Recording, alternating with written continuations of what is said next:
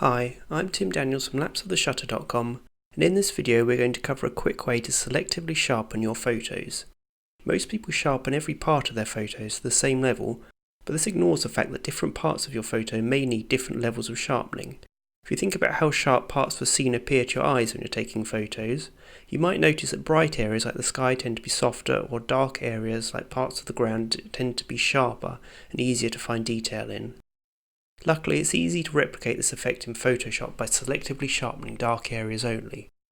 If you want to skip ahead and start doing it straight away, there's an action in the totally free Photoshop Color Control Action Pack that sharpens shadows only and which you can download from lapsoftheshutter.com. To do this yourself, you need to first create a basic luminosity mask.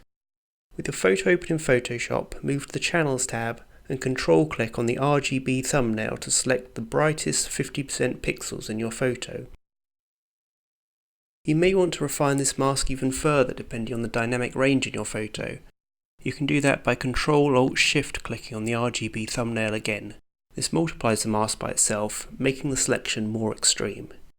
Then invert the selection by going to Select, Inverse, return to the Layers tab and duplicate your background layer.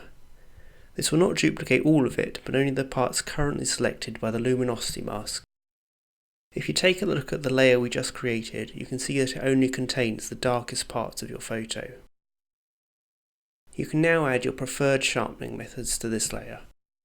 I prefer to split the sharpening into two separate parts, detail and edges.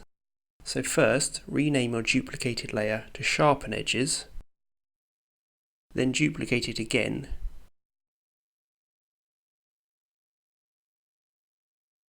and rename to Detail. To sharpen the details layer, you can use Unsharp Mask set to 500% and a radius of 2. Once it has run once, you can run it again if you like. This may seem a lot, but we can pull it back later. So change its blending mode to soft light and reduce the opacity to about 25%. You may need to recover contrast that's been lost, so add a curves layer if necessary and clip it to the details layer, and then add a strong S-curve. That's the detail layer finished. Change the opacity to your liking.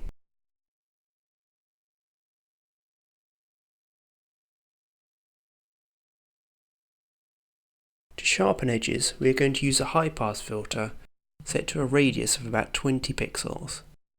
Change it to soft light blending mode and reduce the opacity to your liking. This can create haloing, so keep it at a fairly low level.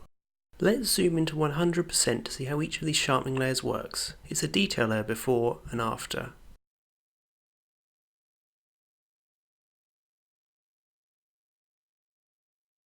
And the Sharpen Edges layer after.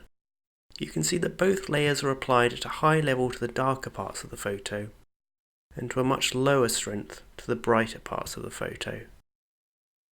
Remember that if you want to skip creating these layers by hand every time, then you can use the action in the free Photoshop Color Control Action Pack available from lapsoftheshutter.com, where you also find plenty of other free tutorials and resources.